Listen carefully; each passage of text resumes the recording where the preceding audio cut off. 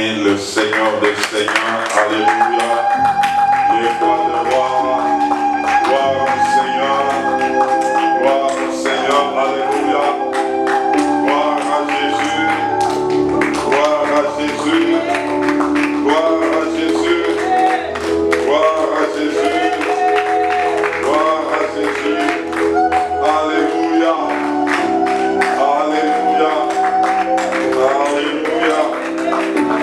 Alléluia. Amen. Amen. On peut reprendre nos places. Avec Christ, rien n'est impossible. Amen. Amen. Ce soir, nous sommes dans le cabinet de Dieu. Amen. Et toi qui es là, tu as bien fait d'être là. Amen. Parce que le Seigneur va te faire beaucoup de bien. Et je veux vraiment t'exhorter de prendre bien tes notes. Parce que non seulement nous allons écouter la parole de Dieu, mais aussi c'est un temps pour nous d'être édifiés, Amen. d'être construits, d'être bâtis. Ce sont de telles choses qui peuvent nous aider à avancer avec une autre vitesse. J'ai quelques textes.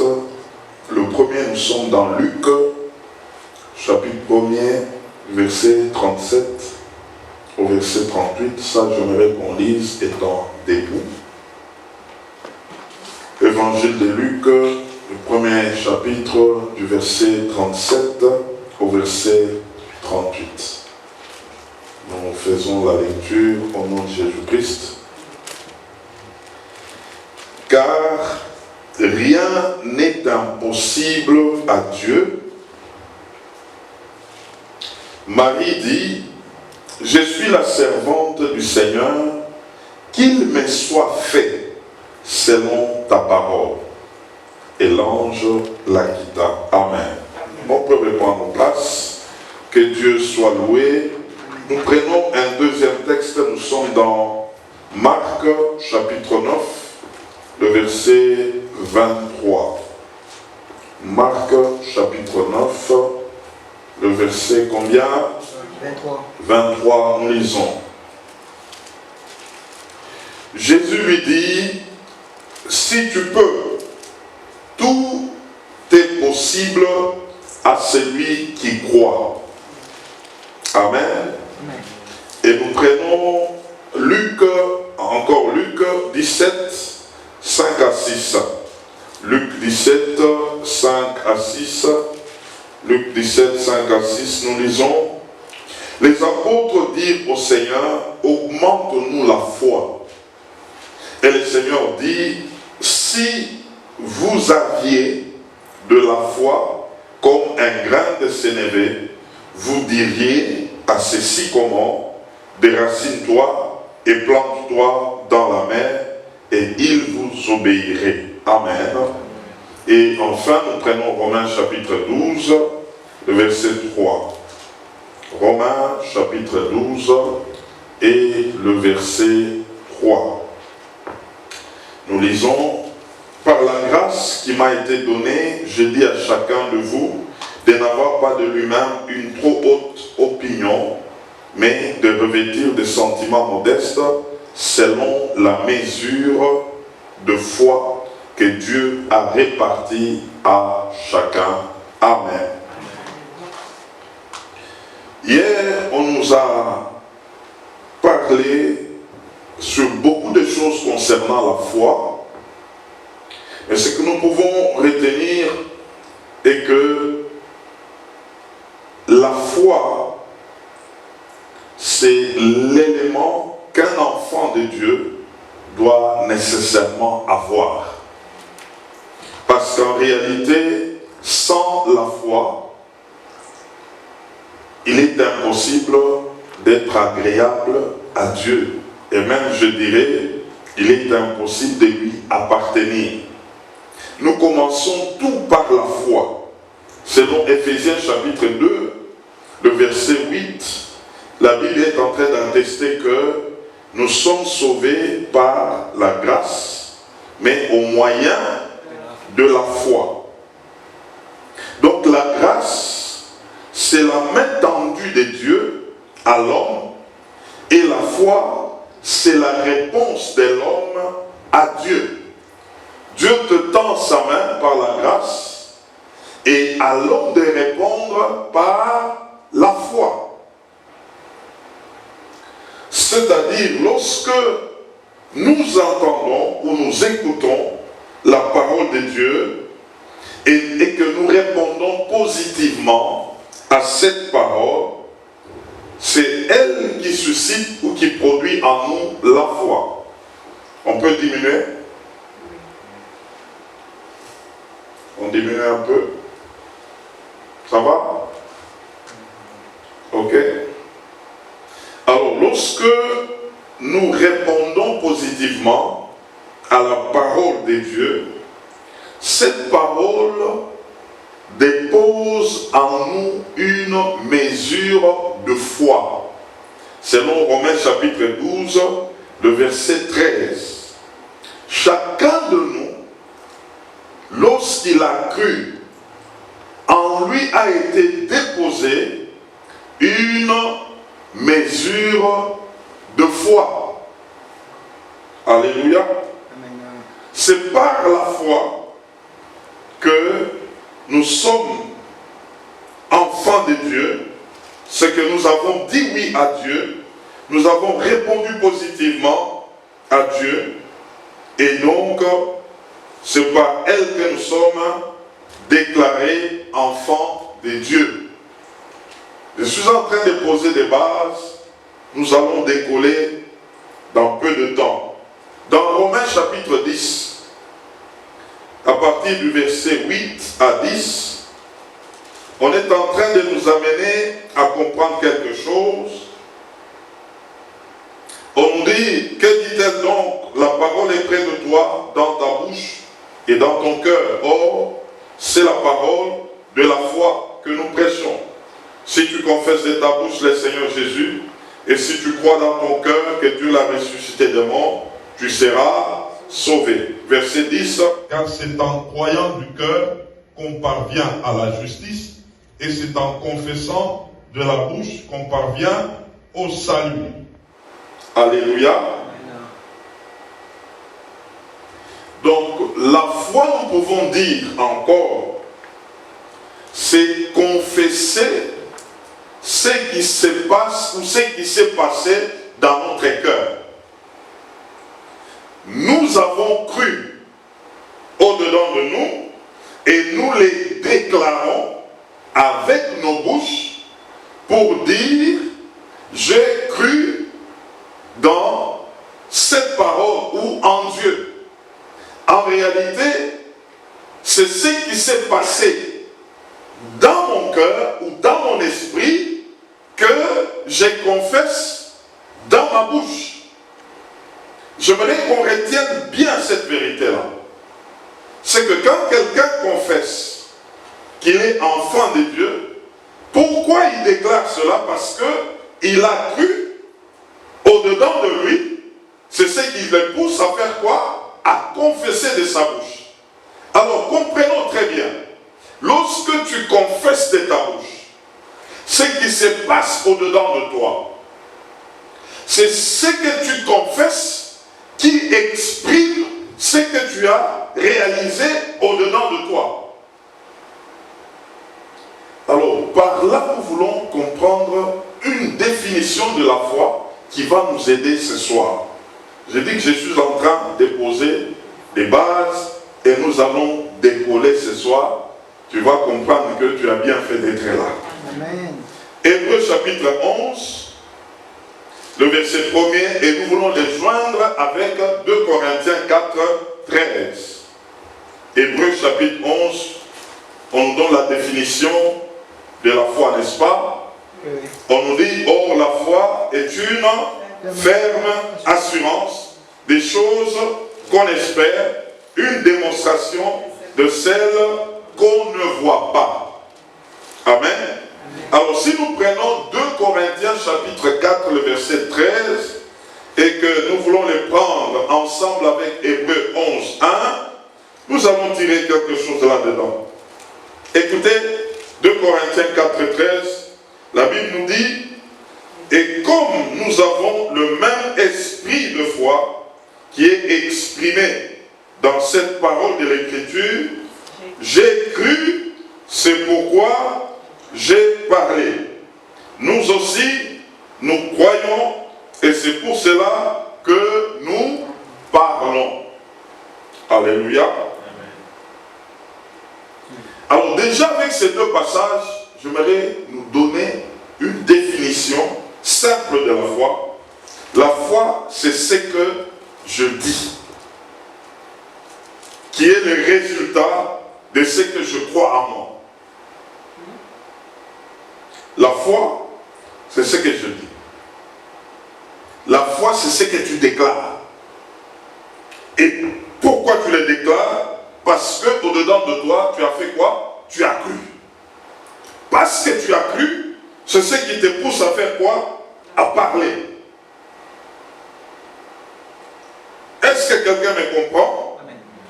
Dans Luc chapitre 6, le verset 45, la Bible est en train de nous amener à comprendre quelque chose de très important. On dit l'homme bon tire des bonnes choses du bon trésor de son cœur. L'homme bon fait quoi? Tire des bonnes choses du bon trésor de son cœur. Je voulais te dire ce soir que ton cœur, c'est un trésor. Amen. C'est un trésor. Et lorsqu'il est devenu, il devient bon trésor, c'est que c'est un cœur qui est rempli de la parole de Dieu. Lorsque le cœur est rempli de la parole de Dieu, toujours dans Luc 6, 45, on nous dit par la suite que c'est de l'abondance du cœur que la bouche parle. Ah, nous sommes en train d'avancer quelque part. C'est que qu'est-ce qui se passe en réalité? Ce que tu déclares, c'est ça ta foi. Yes. Comment c'est ça ta foi? Parce que ça vient du bon trésor qui est ton cœur. Lorsque la parole de Dieu est dans ton cœur, elle va te pousser à faire quoi? À déclarer ce qui se passe où? Dans ton cœur. Amen. Est-ce que quelqu'un me comprend? Amen. Qui a un bon trésor ce soir? Moi.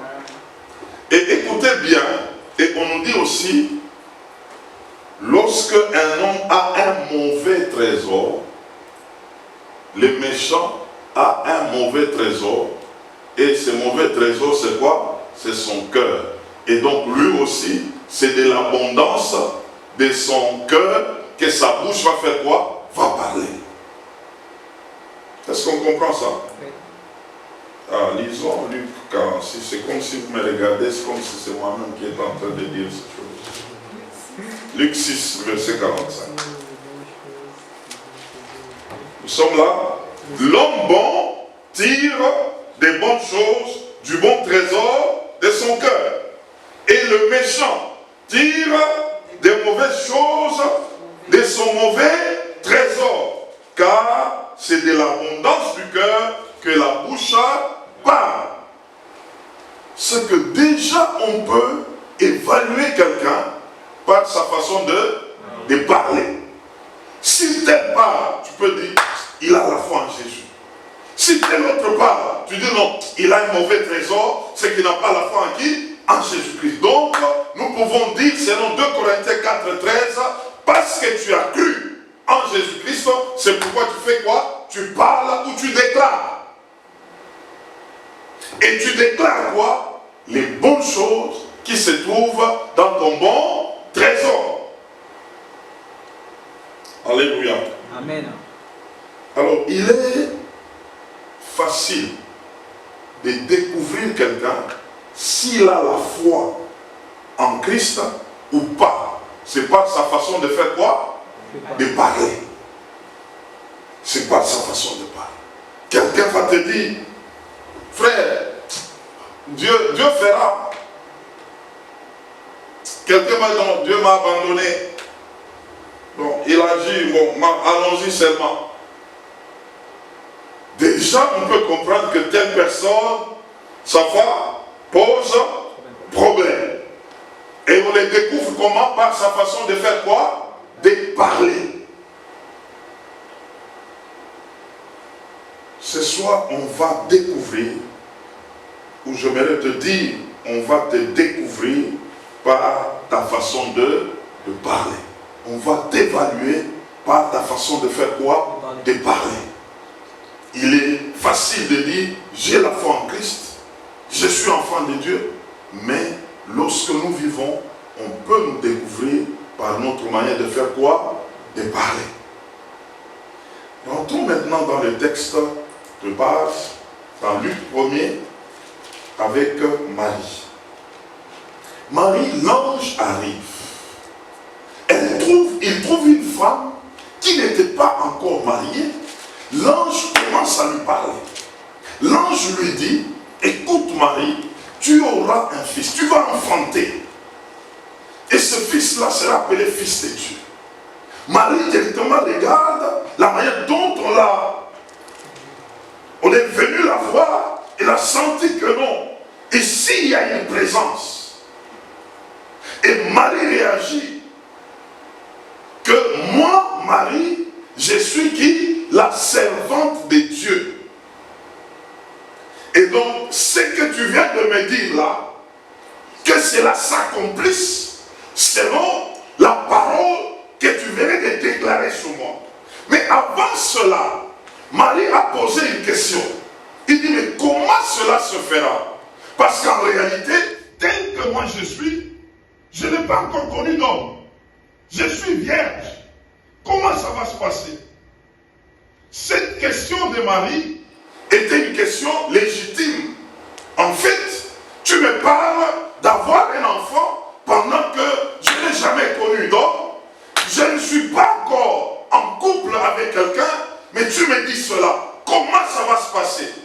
On lui explique, le Saint-Esprit viendra, la puissance du Très-Haut te couvrira et tu seras enceinte. Cette explication était encore codée.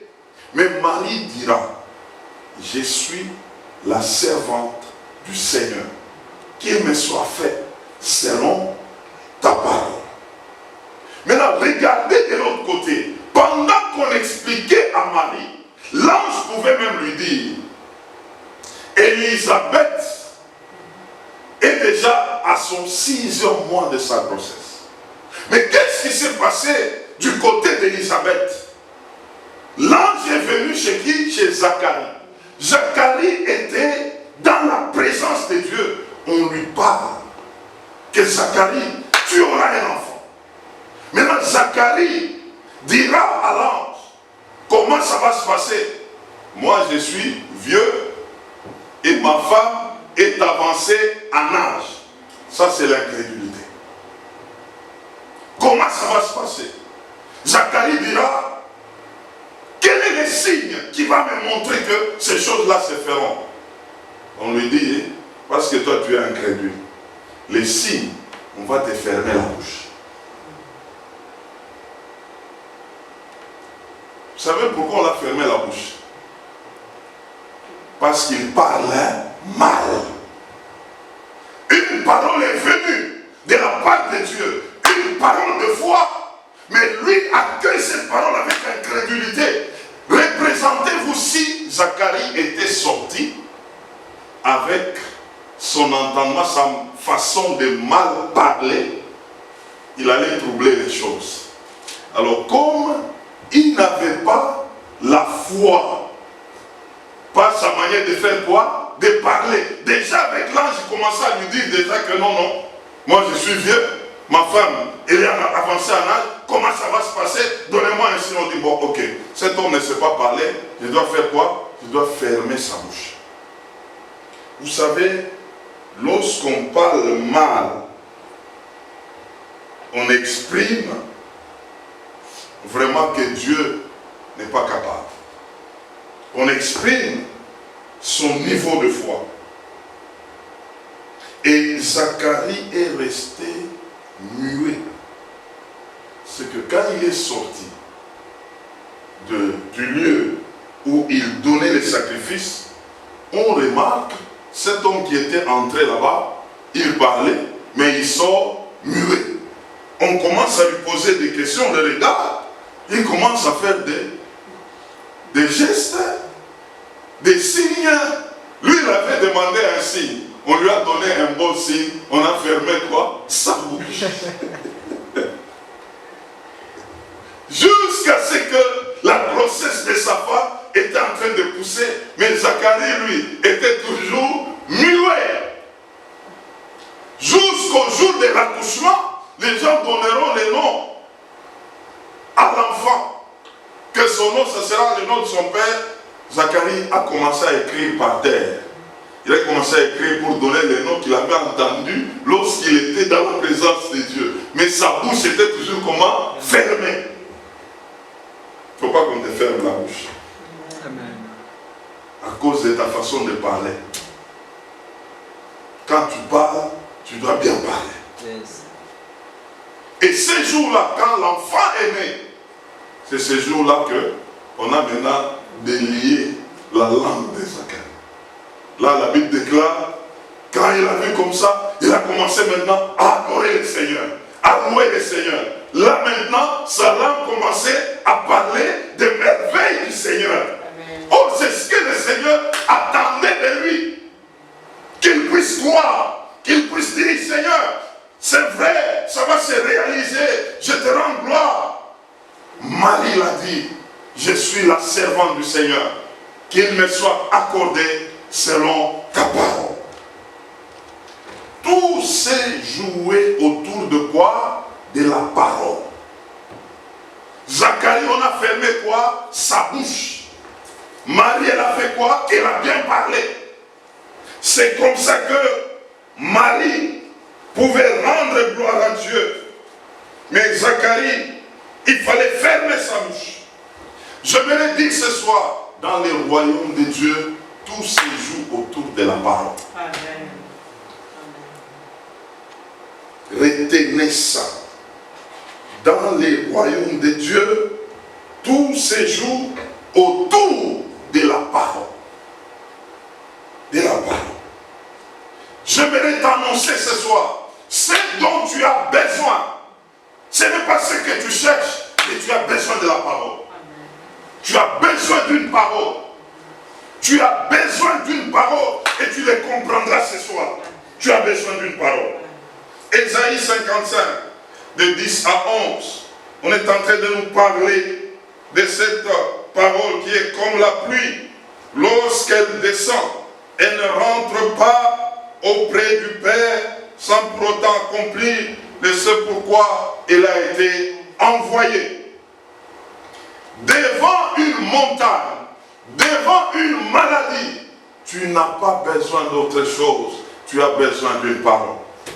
Tu as besoin d'une parole. Ce dont tu as besoin, c'est quoi? C'est la parole. Même devant une maladie, tu n'as pas besoin d'une prière, mais tu as besoin de quoi? D'une parole. Tu as besoin d'une parole. Tu as besoin d'une parole. Alléluia. Amen. Vous savez, le centenier romain, dans Matthieu 8, il a impressionné le Seigneur. Son serviteur malade, le Seigneur était occupé, il dit, il va aller là-bas. Mais le centenier lui dira quoi? Seigneur, ça ne vaut même pas la peine que tu arrives là-bas chez moi. Dis seulement une parole, un mot. Dis seulement un mot. Et mon serviteur sera guéri. Je te dis ce soir, tu as besoin d'une parole. Il y a une situation dans ta vie qui nécessite une parole. Amen. Juste une parole. Et Jésus dira quoi concernant les centeniers? Même dans tout Israël, je n'ai pas trouvé quelqu'un qui a une si grande foi. Ah, donc il y a des petites foi, il y a des foi moyennes, il y a des foi, on va les comprendre ce soir. On va les comprendre ce soir. Mais Jésus sûr, Cet homme, il a dit, il a une si grande foi. Pourquoi? Parce qu'il a compris que dans le royaume de Dieu, tout se règle que par la parole. Ne viens pas sur moi, dis seulement quelque chose. Vous savez, cet homme a découvert quelque chose, j'aimerais qu'on lise. Le psaume 119, le verset 91. Les centeniers étaient dans cette révélation. Vous savez, mes frères, mes soeurs, le monde dans lequel nous sommes est soutenu par la parole. Par la parole. Toutes choses dans ce monde sont soumises à la parole. C'est pourquoi les centeniers pouvaient dire à Jésus que dis seulement une parole, dis seulement un mot, mon serviteur sera guéri, parce que je sais que même la maladie est soumise à ta parole. Si toi tu déclares, la maladie va entendre et la maladie va partir. Je veux te dire ce soir, dans le monde où tu te trouves, tout ce qui est dans ce monde est soumis à la parole. À la parole. Amen. À la parole. Tout est soumis à la parole. J'ai parlé de psaume 119, verset combien? 91. Qu'elle nous dit cette parole? La Bible déclare, c'est d'après tes lois que tout subsiste aujourd'hui, car toutes choses te sont assujetties. Toutes choses te sont assujetties. Même les vents répondent à la parole. Même la tempête répond à la parole. Les animaux répondent à la parole. L'ânesse pouvait ouvrir la bouche et parler. Sous l'ordre de qui? L'ordre de Dieu. Dieu fait parler même des animaux. Le vent est prêt à entendre la parole. Jésus a parlé au vent, le vent s'est calmé. Tout est soumis à la parole, assujetti. Et ici même on parle de l'assujettissement. C'est une soumission même qui est forcée. Donc vous n'avez pas de choix, vous êtes soumis. Et donc j'aimerais te dire que la parole de Dieu a le contrôle de toutes choses. Amen. Dans ce monde. Et donc c'est pourquoi nous devons avoir foi dans cette parole. Alléluia. Amen. Et donc je veux dire ce soir, en réalité, la crise que pour la plupart de nous possède, c'est la crise de la foi. C'est que soit on n'a pas la parole, soit on ne considère pas la parole. Ce centenier a obtenu la guérison de son serviteur parce qu'il a cru dans la parole.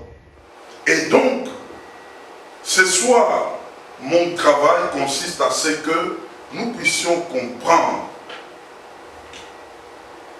qu'il y a deux dimensions de foi. Combien? Deux dimensions de foi que j'aimerais qu'on comprenne ce soir. Et si tu comprends bien ce soir les deux dimensions de foi, ta vie sera stable. Ta marche avec Dieu sera stable. Tu comprendras qu'il y a des choses qui ne te feront plus peur. Oh, quelqu'un m'entend ce soir. La première dimension de la foi, moi je l'ai appelée la foi tout court. La foi. Comment accéder à la foi? La première dimension de la foi. Car tu dois vaincre par la foi. Tu dois aborder les choses de ce monde par la foi. Tu dois vivre dans ce monde par la foi. Comment accéder à cette dimension de la foi? Je vais te donner, il y a 4 choses qui vont nous aider à cela. Combien de choses? 4 choses pour accéder à la foi qui va nous aider à affronter les choses de la vie, à affronter notre environnement. La première des choses, tu as besoin de consulter le livre et de le lire pour trouver la réponse ou des réponses à tes défis, à tes difficultés auxquelles tu te trouves. Je reprends. Tu as besoin de faire quoi? De consulter le livre. Pourquoi? Pour trouver la parole aux problèmes ou aux défis auxquels tu es confronté. Est-ce que quelqu'un m'entend? Oui. Ésaïe chapitre 34, le verset 16, la Bible est en train de nous dire: consultez le livre de l'Éternel et lisez. Aucun ne le fera défaut, ni l'un ni l'autre ne manqueront, car sa bouche l'a ordonné, c'est son esprit qui les rassemblera. Dieu est en train de nous dire de consulter le livre. Ésaïe 34, le verset 16. Alléluia. Amen. Est-ce que quelqu'un m'entend? Proverbe chapitre 22, verset 17 à 21. Proverbe 22, 17 à 21. On est en train de nous amener à comprendre. Et c'est Dieu qui dit, il a déjà mis tout ce qu'il te faut par écrit. Alléluia. Amen. Donc, tes défis, tes promesses, tes attentes ont été déjà mis par écrit. Ça se trouve où? Dans les livres. Ça se trouve dans ces livres. Alors j'aimerais qu'on fasse une petite gymnastique. Comment ces choses-là se passent? Dans la vie, dans ce monde où nous nous trouvons, chaque personne a une écriture. Chaque personne a une parole qui se trouve où? Dans les livres. Proverbe chapitre 4, à partir du verset 20 à 22. Proverbe 4. Lorsque quelqu'un est malade, prenons Proverbe 4, verset 20 à 22. Écoutez ça. Je veux lire. Mon fils, sois attentif à mes paroles, prête l'oreille à mes discours, qui ne s'éloigne pas de tes yeux, garde-le dans le fond de ton cœur. Le verset 22, car c'est la vie pour ceux qui l'éprouvent, c'est la santé pour tout leur corps. On nous amène à comprendre que nous devons garder les paroles que nous trouvons dans le livre. Et on nous amène à comprendre que ça ne doit pas éloigner nos yeux, ça ne doit pas éloigner nos regards, et nous devons prendre toutes ces paroles, les mettre au fond de nos cœurs. Pourquoi? Parce que dès que tu trouves cela, tu as trouvé la vie, tu as trouvé la santé pour ton corps. C'est qu'il y a des paroles qui sont destinées à quelqu'un d'une manière particulière. Dès que tu trouves cette parole, elle peut te connecter dans ta destinée. Elle peut te connecter dans ta vie. Il suffit de trouver cette parole. Comment tu dois trouver? Tu as besoin de consulter quoi? Le livre. Le livre. C'est comme ça que quelqu'un peut être malade. Il y a une parole, Ésaïe 53, de 4 à 5. On est en train de nous parler, par les meurtrissures de Jésus, nous sommes guéris de toutes nos maladies. Quelqu'un qui est malade, il entre dans les livres, il trouve Ésaïe 53. On te parle, tu as un problème d'esprit de mort. Tu entres dans les Écritures, tu trouves le psaume 118, le verset 17. Je ne mourrai pas, je vivrai et j'annoncerai le merveille de l'Éternel. Dans 1 Corinthiens 15, de 55 à 58, on est en train de nous parler, ô mort, où est ta victoire? Ô mort, où est ton aiguillon? L'aiguillon de la mort, c'est le péché. Mais gloire soit rendue à Jésus-Christ parce que lui a vaincu la mort. Et le verset 58, on nous dit, soyez fermes, inébranlables, en travaillant de mieux en mieux pour les comptes du Seigneur. Ah, tu trouves cela? Tu te dis, bon, parce que j'ai la promesse qui me concerne, concernant la bonne santé, on me demande maintenant d'être ferme. Là, j'ai découvert une parole, j'ai trouvé cette parole, je commence maintenant à travailler à ça. C'est là que nous entrons dans le deuxième point, c'est la méditation de la parole. Non seulement j'ai trouvé la parole, la deuxième des choses, pour que je fasse asseoir la foi en moi, je dois faire quoi? Je dois commencer à méditer la parole de Dieu. Josué chapitre 1er verset 8, la Bible nous dit quoi? Que ce livre de la loi ne s'éloigne pas ta bouche. Maintenant, écoutez-moi mes frères. Tu sais que tu peux lire une parole, mais cette parole reste dans les livres. La méditation, c'est quoi? C'est arriver à prendre cette parole et la déposer dans ton cœur. C'est ça le secret de la méditation. Comment tu peux déposer une parole que tu viens de lire, l'amener dans ton cœur? C'est quand tu commences à méditer cette parole, tu commences à chercher les contours qui renferment cette parole. Et dès que tu commences à trouver les contours de cette parole commence à s'asseoir en toi. Elle devient une réalité. C'est pourquoi lorsque nous prenons toujours les psaumes, ce que je vous ai donné, 1 Corinthiens 15, 58, on nous demande d'être ferme, inébranlable, travaillant. Alors, dans la méditation, tu peux aller à Exode 23. Le verset 24 à 25, on nous dit quoi? Vous servirez l'Éternel votre Dieu, il bénira vos eaux, il bénira votre pain, et j'éloignerai les maladies du milieu de vous. Exode 23, verset 24 à 25. Alors tu comprends que Dieu t'avait déjà guéri, la mort ne peut pas t'atteindre, mais maintenant, quelle est ta part dans cela? C'est quoi? Les services. Je me mets à servir. Ça, c'est la méditation qui m'amène à comprendre que toutes ces paroles qui ont voulu me frustrer, j'ai trouvé une parole qui m'amène à comprendre que je dois servir, et en servant, les maladies sont en train de faire quoi? De s'éloigner de moi. Je suis en train d'aller de l'avant avec les seigneurs. Ça, c'est la méditation qui m'amène à cette dimension-là.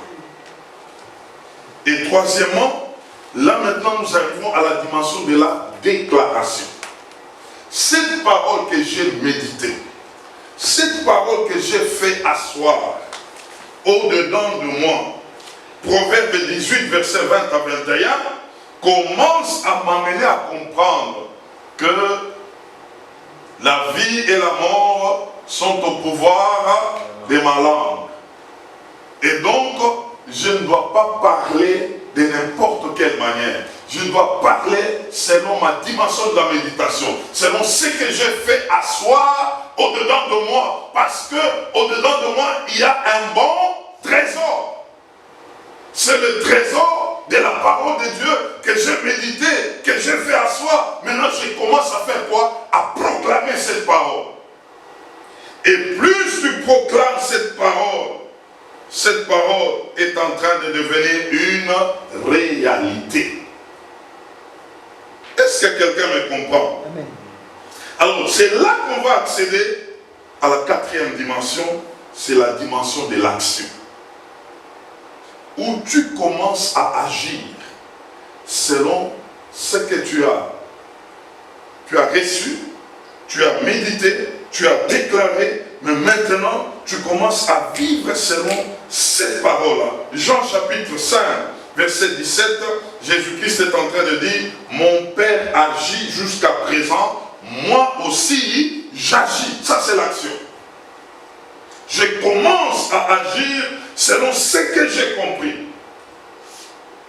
Je commence à agir selon ce que j'ai reçu. Et là, Jean chapitre 5, verset 17. Et là maintenant, la réalité commence à se manifester. Là, nous sommes au niveau de quoi? De la foi.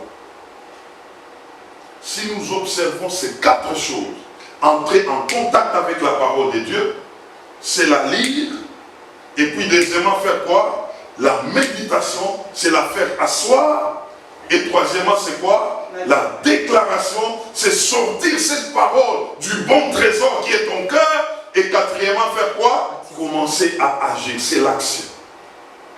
Mes frères, ces choses marchent. Ça marche. Amen. Ça marche. Tu vas vivre par la foi et tu vas commencer à voir des choses ne sont plus impossibles pour toi. Parce que tu es en train de proclamer cette parole qui vient de l'Éternel. Cette parole qui est éprouvée, cette parole qui est vraie. Et cette parole, lorsqu'elle confronte une situation, quelle que soit la situation ne peut que te soumettre. Amen. La situation va se soumettre. Alors, la deuxième dimension de la foi, c'est l'esprit de foi. Nous avons vu premièrement quoi? La foi tout court. Deuxièmement, l'esprit de la foi. Comment accéder à l'esprit de la foi? Pour accéder à l'esprit de la foi, il y a un point qui va nous conduire. Ce point-là, c'est il faut la révélation de sa parole dans sa profondeur. Il faut quoi? Alors là, ça change. Avec la foi, il faut quoi? La parole. Mais avec l'esprit de foi, il faut quoi? La révélation de la parole. Ah, ça devient autre chose. Psaume 119, verset 130. J'aimerais qu'on lise ça. Psaume 119, verset combien? 130. Écoutez ça. Trouvons la parole, trouvons la parole. C'est on nous dit, la révélation de tes paroles est claire. Elle donne de l'intelligence aux simples. Elle donne quoi? Et moi j'ajoute l'intelligence spirituelle. Oh, tu vas comprendre ce soir quelque chose de très merveilleux. L'esprit de foi, c'est lorsque quelqu'un commence à écouter Dieu directement. Dans son esprit. Il commence à faire quoi? À écouter Dieu d'une manière directe. Lorsque la voix de Dieu retentit en toi, dans ton esprit, tu captes cette voix. Et donc avoir la révélation, c'est une chose. Et entrer dans la profondeur de la révélation, c'est une autre chose. Alors nous avons une question à répondre, à laquelle nous voulons répondre. Comment accéder à la profondeur de la révélation de la voix de Dieu? Comment procéder? Comment accéder plutôt à la profondeur de la révélation de la voix de Dieu? Il y a 3 choses que nous voulons souligner ce soir. La première des choses, écoutez-moi très bien, tout commence par le premier niveau. Le premier niveau, c'est le niveau de la foi tout court, la foi ordinaire que nous venons de donner. Pour accéder à la profonde révélation de Dieu, il faut commencer d'abord par avoir la foi en soi que nous avons énumérée en combien de points? 4 points. C'est que accéder à la parole de Dieu, méditer la parole de Dieu, déclarer la parole de Dieu, agir selon cette parole. Ça, c'est la première des choses. Lorsque tu veux accéder à la révélation profonde, le soubassement, c'est la foi d'abord en Dieu par rapport à ces 4 points.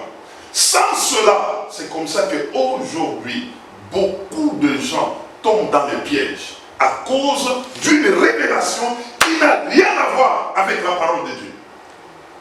J'ai entendu, on m'a parlé, mais quand tu parles de ce qu'on t'a parlé, tu les regardes avec la lumière de la parole de Dieu, c'est contradictoire, c'est que faut faire attention.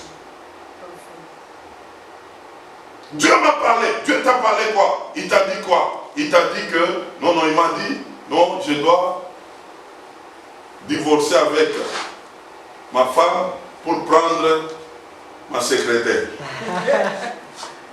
Dieu m'a parlé. Quand on met la lumière qui est la parole de Dieu, on dit non, il y a un problème. C'est pourquoi il faut commencer par le premier niveau. Connaître la parole de Dieu. Méditer cette parole. La déclarer. Cette parole est en train de bouillonner en toi. Lorsque la révélation viendra, elle marchera de pair avec la parole. Parce qu'elle est déjà en toi. Il faut commencer d'abord là. C'est pourquoi, quand je regarde quelqu'un, il parle de révélation. Dieu m'a parlé, Dieu m'a parlé. Tu lui dis, frère, Jean 3,16, ça veut dire quoi? Oh, bon, je ne sais pas. Bon, mais tu as que des révélations. Fais attention, frère. Fais attention. Ce que tu reçois là, ça peut venir du diable. Quand tu dois accéder en profondeur de révélation, sois un bon lecteur, quelqu'un qui connaît les saintes écritures. Tout commence par là, parce que la première soif que Dieu donne, c'est la soif de sa parole. Amen. C'est la soif de sa parole.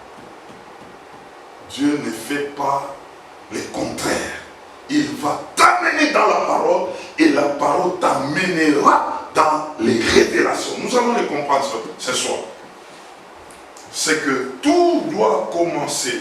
C'est pourquoi Jacques chapitre 1er, le verset 21, est en train de dire concernant la parole, il faut que tu plantes la parole, qu'elle soit plantée en toi. Colossiens chapitre 3, verset 16 à 17, on est en train de nous amener à comprendre que nous devons avoir l'abondance de la parole. L'abondance. Avoir l'abondance de la parole. Que la parole habite en vous dans une dimension abondante. Parce que c'est elle qui va maintenant t'amener à une dimension de l'intelligence spirituelle et tu comprendras quand c'est Dieu qui te parle. Tu auras les discernements. Tu feras la part des choses entre tes pensées et la parole de Dieu. Entre tes sentiments et la parole de Dieu. Dieu vient pour illuminer les yeux de nos cœurs. Amen. Et quand il illumine les yeux de ton cœur, mon frère, tes yeux vont s'ouvrir sur la parole de Dieu. Tu peux découvrir une parole qui devient un réma pour toi. Yes. Parce que c'est le Saint-Esprit maintenant qui est en train de faire ce travail par la parole et tu commences à comprendre un verset devient pour toi une révélation. Mais quelqu'un d'autre peut lire le même verset, mais ce n'est pas une révélation pour lui. C'est de là que nous commençons maintenant à accéder à l'esprit de foi. Parce que cette parole qui est en nous, et pendant que nous sommes avec le Seigneur commence à nous ouvrir les yeux spirituels. Que nous puissions maintenant commencer à voir où dans sa parole. Et nous commençons à découvrir des choses. Alléluia. Lorsqu'en toi il n'y a pas un flot de paroles de la part du Seigneur, tu peux même tomber dans une confusion. C'est comme ça qu'aujourd'hui, il y en a beaucoup qui ont des révélations, mais la confusion est autour d'eux. Parce qu'en réalité, ils n'ont pas commencé par la parole de Dieu. Colossiens chapitre 1er, le verset 9, cette parole est en train de nous amener à comprendre que plus nous nous approchons, écoutons ce que dit cette parole, Colossiens chapitre 1 verset 9, c'est pour cela que nous aussi, depuis le jour où nous en avons été informés, nous ne cessons de prier Dieu pour vous et de demander que vous soyez remplis de sa volonté en toute sagesse et intelligence spirituelle. Vous savez mes frères, c'est par là que nous commençons à comprendre les choses. D'abord, la première des choses, nous disons la foi selon ce que nous l'avons défini sur le 4 points. Et si nous travaillons à ça, nous allons accéder à une deuxième dimension pour ce qui concerne l'esprit de foi, c'est la connexion surnaturelle ou la prière en esprit. La prière en esprit nous amène dans la dimension d'accéder à l'esprit de foi. Plus tu pries en esprit, mon frère, ma soeur, ton intelligence spirituelle va s'ouvrir. Et tu commenceras à comprendre les choses spirituelles. Il y a un passage dans Job 33, verset 14. La Bible parle et nous dit, Dieu parle tantôt d'une manière, tantôt d'une autre. Mais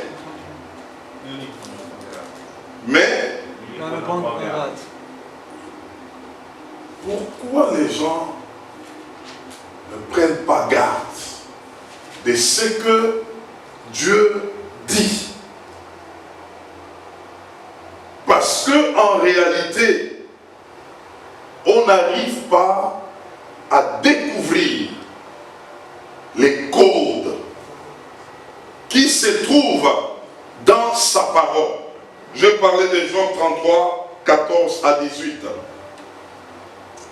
Plus tu es en esprit, plus ton esprit va commencer à capter le langage spirituel, le langage du Saint-Esprit. Et c'est comme ça que le Saint-Esprit ne parlera pas de la même manière. Il va parler tantôt d'une manière, il va parler tantôt d'une autre. Un jour, il va te parler sur la parole, il t'amène à comprendre ce que la parole dit. Un autre jour, il peut te parler par une vision. Un autre jour, il peut te parler par un songe. Et il commence à se manifester en toi d'une manière distincte. Et toi, ayant l'intelligence spirituelle, tu peux commencer à décoder le message de la part du Seigneur. Et ça devient pour toi des révélations. Et donc, si quelqu'un d'autre n'est pas dans cette profondeur, il peut recevoir des choses, mais sans les comprendre. C'est là maintenant la différence. Vous savez, quelqu'un peut venir te voir, mais pour Dieu, c'est déjà un message. Et ça, il te faut l'intelligence spirituelle. Toi, tu as déjà prié, mais Dieu se met en action pour toi. Il ne fait pas quelque chose qui apparaît comme image, mais ça a un message. Et ça, tu as besoin de l'intelligence spirituelle. C'est pourquoi il y a beaucoup de gens à qui Dieu est en train de parler, mais ils ne captent pas. Et qu'est-ce qu'ils disent? Ah, Dieu ne m'a pas encore parlé. Moi, j'attends que Dieu me parle, que Dieu me parle. Dieu t'a déjà parlé.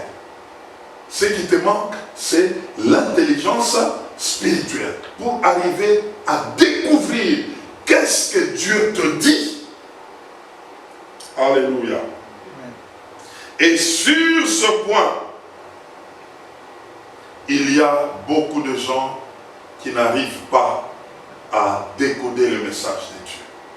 Le Seigneur a plusieurs manières de nous parler. Et c'est pourquoi tu as besoin de t'appliquer sur le plan spirituel. Tu dois travailler ta vie spirituelle. Comment tu dois travailler cette vie spirituelle? Au moyen de la prière. Et je parle ici de la prière en esprit.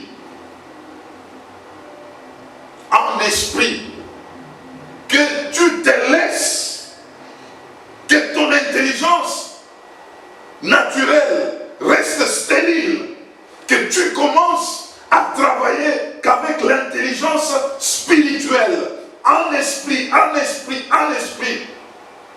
Écoutez-moi mes frères, si jusqu'à aujourd'hui, tu es encore incapable de passer 1 heure de prière en esprit, il te sera difficile de commencer à coder le langage de Dieu.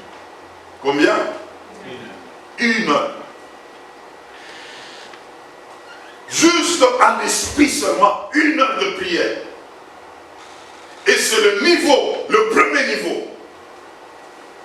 Plus tu continues à monter en esprit, ton intelligence spirituelle va s'ouvrir. Et Dieu va commencer à te parler de plusieurs manières. De plusieurs manières. Par des visions, par des songes, par des messages audibles, à la télévision. Tu ouvres la télé, c'est Dieu qui parle. Tu reçois quelqu'un, c'est Dieu qui parle. On te raconte une histoire de quelqu'un, c'est Dieu qui te parle. Tu commences à décoder les langages de Dieu. Là, c'est lorsque tu es déjà en esprit, tu commences à saisir la dimension de Dieu par tantôt d'une manière, tantôt d'une autre.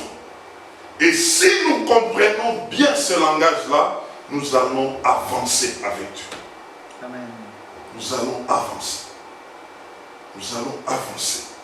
Beaucoup de gens sont à ce niveau-là. Ils attendent que Dieu leur parle. Pendant que Dieu a déjà parlé, le problème, c'est ton intelligence spirituelle qui te bloque. Tu n'arrives pas à décoder cela.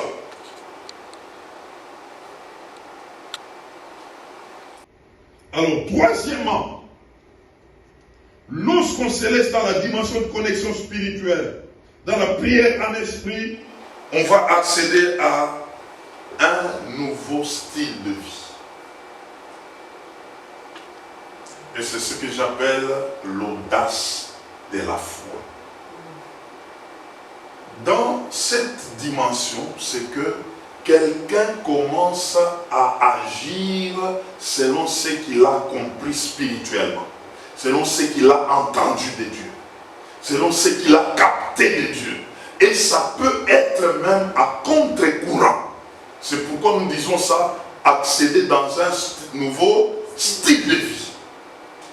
Et tu commences à opérer en ça d'une manière audacieuse. On peut même commencer à te critiquer.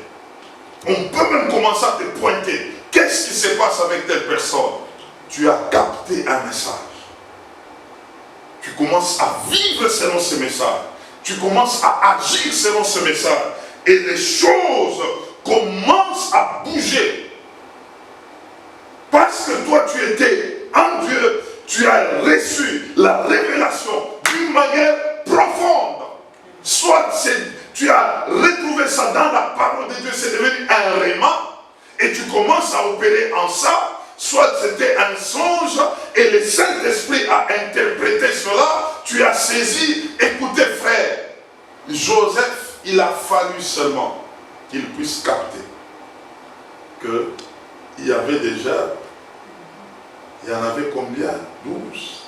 Et 11 s'étaient prosternés sur une, et qu'il pouvait capter que quelque chose va se passer. Et quelqu'un d'autre pouvait rêver de la même manière, sans capter. Il parle à son père. J'ai vu le soleil, j'ai vu la lune, et j'ai vu les étoiles. 11 étoiles se prosterner sur une étoile. Le papa spirituel qui était dit, tu veux me dire que toi tu vas dominer sur nous? Directement, il a interprété. Joseph arrive en Égypte. On lui présente un songe par 2 prisonniers. Il interprète. C'est déjà une intelligence spirituelle. Il commence à comprendre les choses spirituellement. Spirituellement. Et lorsque quelqu'un comprend cela, il commence à vivre selon cette révélation. Tu peux vivre à contre-courant. Regardez-moi bien. C'est comme ça que Joseph était même en mesure de dire non à la femme de qui? De Potiphar. Parce qu'il avait la révélation. Il savait que sur moi, ce n'était pas là. Je ne pouvais pas me laisser à cette femme comme ça parce que j'ai une vision. Mais quelqu'un d'autre pouvait dire, ça c'est une opportunité. La femme du maître se laisse comme ça à moi. Toute la maison du maître sera à moi. Mais Joseph a dit, on m'a donné la supervision sur toutes choses, mais sauf à toi.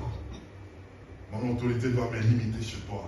Parce que je suis en train de passer. Chez moi, ce n'est pas chez Potiphar. Chez Potiphar, c'était juste une manière de passer. Mais je sais là où je suis en train d'aller parce que j'ai vu. J'ai vu.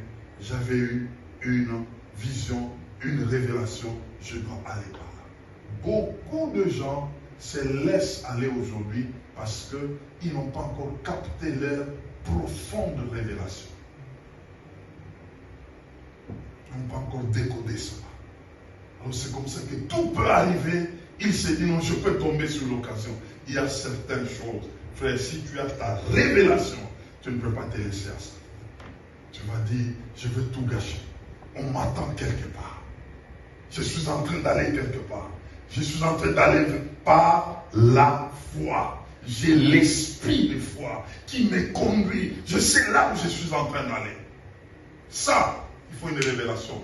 Et une révélation profonde. Profonde. Profonde. C'est ce qui change même l'entendement où on ne peut pas te corrompre par des choses éphémères. Tu dis non, si je prends, je vais compromettre beaucoup de choses. Et j'aimerais vous dire ce soir, il y a des personnes qui se sont laissées aller, oubliant que derrière eux, ils devraient aussi aider plusieurs. Mais parce que, n'ayant pas la révélation, n'ayant pas l'entendement de ce qui les attendait, ils pouvaient s'arrêter en cours de route. Que cela ne soit pas ton partage.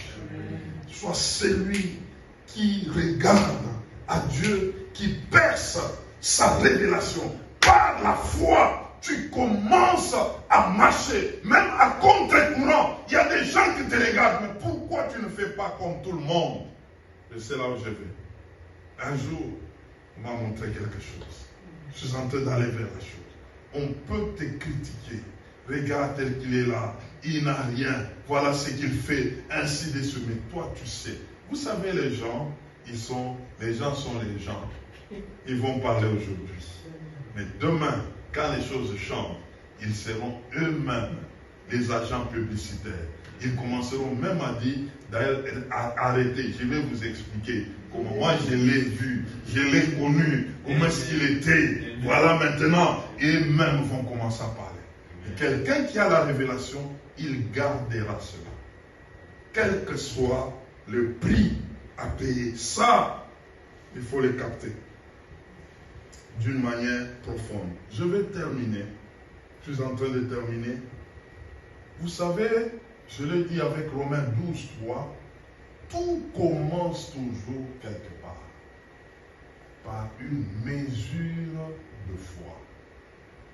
C'est pourquoi dans Luc 17, Jésus a parlé, quand on lui a demandé de leur augmenter la foi, il dit, mais si vous aviez la foi comme un grain de sénévé, pour le Seigneur, quiconque est avec lui, il a la foi. Et je t'annonce ce soir que tu as la foi. Tu as la foi. Le problème, c'est la dimension de la foi. Ta foi est appelée à se développer. Ta foi est appelée à grandir. Tu as la foi. Le fait que tu es là, ici, ce soir, tu as la foi. Mais le problème, cette foi doit se développer. Ça doit se développer. Regardez Pierre. Pierre, pendant qu'il était avec le Seigneur, là, le Pierre, là, n'était pas encore né de nouveau. Mais le Seigneur, pendant qu'il a fait, il a évangélisé, il a parlé, il arrive à la fin, il dit à Pierre, Pierre, tu peux aller dans le profondeur des eaux et jette maintenant le filet, tu vas voir ce qui va se passer. Pierre a fait la pêche toute la nuit, il n'a pas obtenu de poissons. Mais qu'est-ce que Pierre a dit? Pierre a dit, Seigneur, en tout cas, je l'ai fait toute la nuit. Mais maintenant, je jette ça sur ta parole. Il a jeté le filet sur la parole du Seigneur. Et Pierre a attrapé autant de poissons. Il pouvait s'étonner. Un autre jour, le Seigneur est en train de venir de nuit. Pierre dans la barque avec tout le monde. Il regarde, dit fantôme. Il dit non, non, c'est moi le Seigneur. Pierre dit, si c'est toi, ordonne que je vienne vers toi. Jésus dit, viens. Pierre a marché encore sur la parole du Seigneur. Ce Pierre-là, il est en train de voir comment est-ce que les choses sont en train de se passer. Jésus-Christ va à la croix, il meurt. Pierre fuit. Quand il a vu Jésus ressuscité, le Pierre réapparaît et dit, mais c'est cet homme-là qui m'avait demandé de marcher sur les eaux. C'est cet homme-là qui m'avait demandé de jeter le filet. Maintenant, cet homme dit à Pierre, allez dans la chambre haute. Pierre dit, sur ta parole, je vais là-bas. Il arrive dans la chambre haute. Le Saint-Esprit descend. Pierre maintenant est sorti. Maintenant, c'est lui qui apparaît. Il parle. 3000 personnes étaient suspendues à la bouche de Pierre. Et tous convertis. Là, nous sommes dans Acte 2. Nous arrivons à Acte 3. Pierre arrive devant la porte du temple. Une personne boiteuse demande à Pierre, donne-moi l'argent. Il parle. 3000 personnes étaient suspendues à la bouche de Pierre. Et tous convertis. Là, nous sommes dans Acte 2. Nous arrivons à Acte 3. Pierre arrive devant la porte du temple. Une personne boiteuse demande à Pierre, donne-moi l'argent. Pierre dit, je n'ai ni argent ni or, mais celui que j'ai, je te le donne. Au nom de Jésus-Christ, lève-toi et marche. Le Pierre qui a parlé, le Pierre maintenant, il a relevé un boiteux. Là, nous sommes dans Acte combien? 3. Et on arrive à Acte 5. Pierre, avec les autres, sont en train de récolter les résultats. Et il y a eu une famille, un couple, Ananias et Saphira. Ils n'ont pas agi tel que ça devait se faire. Le même Pierre, il prend toujours quoi? Sa parole. Il dit, vous avez menti au Saint-Esprit. À partir d'aujourd'hui, vos vies s'arrêtent là. La parole de qui? De Pierre. Et tous sont morts. Acte 5 toujours. Le même Pierre. On présente les malades.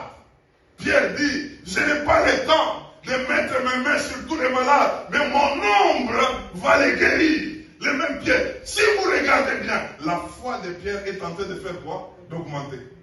D'augmenter. Là, c'est maintenant l'ombre de Pierre qui est en train de faire quoi? De guérir le malade. On avance. En Acte 9, Pierre ressuscite un mort. C'est Dorcas. On appelle Pierre. Pierre dit, sortez dehors. Pierre, il prend Dorcas, il prie sur la personne et Dorcas était ressuscité. Regardez de là où Pierre est venu. Il avait une petite foi. Et cette foi était en train d'aller en faisant quoi? En augmentant. Et comment ça a augmenté? C'est dans l'exercice spirituel. L'exercice spirituel. Ta foi restera telle qu'elle est si tu ne t'exerces pas. Il n'y a pas une prière, il y a l'exercice à faire. Il y a l'exercice à faire.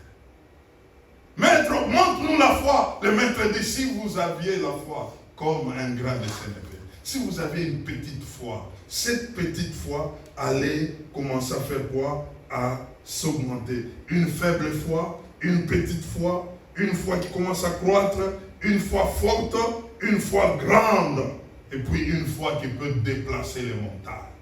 Tout commence par une petite foi. Mon frère, ma soeur, tu as déjà la petite foi. Elle est en toi. Tu as la foi. Le problème, c'est l'exercice maintenant. L'exercice. l'exercice. Oh, je suis en train de terminer. Il y a une femme. Cette femme, c'est Rachel. D'ailleurs, c'est elle qui m'a beaucoup inspiré avec les livres. Cette femme s'est vue un moment, elle était aimée de son mari Jacob.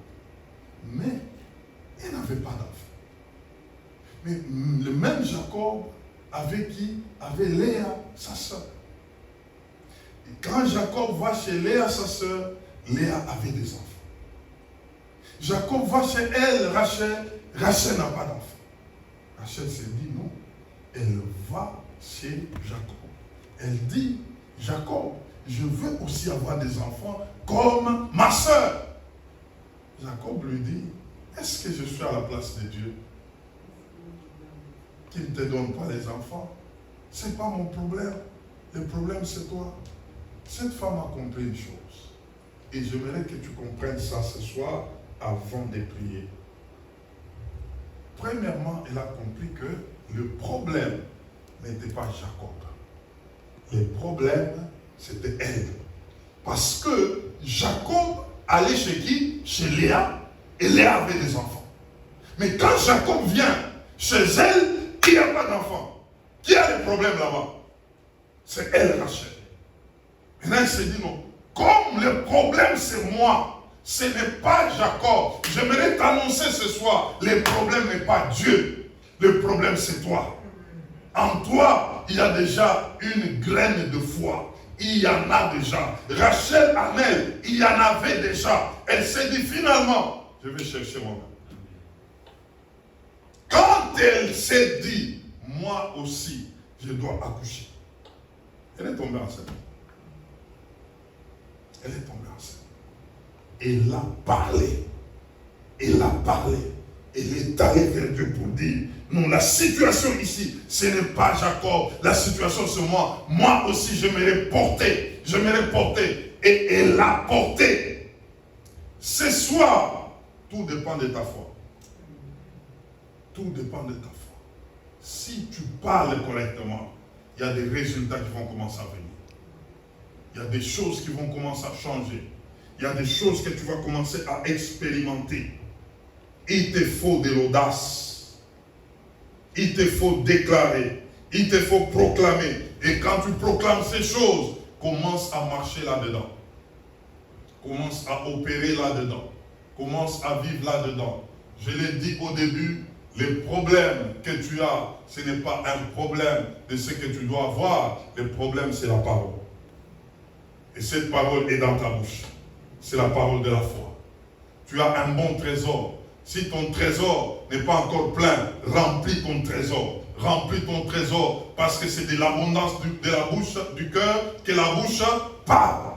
Et si tu te mets à parler de ce que toi tu as vu, de ce que toi tu as expérimenté, tu vas accéder dans la dimension où les résultats seront ton partage.